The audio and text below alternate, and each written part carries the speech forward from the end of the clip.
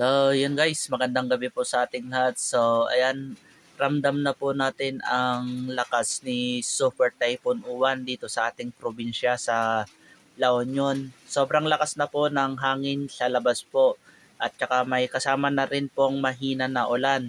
So, ayan guys, mag-ingat po tayong lahat at wag na po tayong lumabas at sana po na-secured na po natin yung mga importanteng dokumento at mga kagamitan at naka-ready na po yung mga flashlight natin.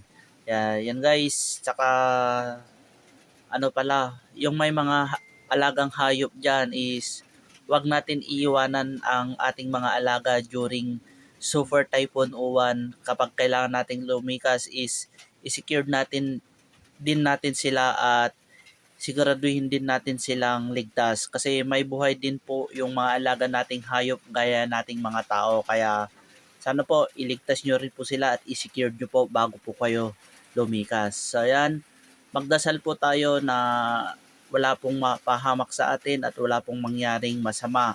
At sana po humina na rin po ang bagyong uwan. Magdasal lang po tayo saglit guys.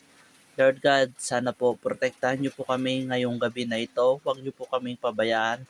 Yakapin niyo po kami at protektahan niyo po kami sa dulot ni Super Typhoon Uwan. Sana po pahinain niyo na po siya at palihisin niyo po siya ng direksyon upang wala na pong mapahamak, masaktan at masawi na mga tao. Protektahan niyo po ang lahat ng mga madadaanan ng bagyong uwan at ilayo niyo po sila sa kapahamakan.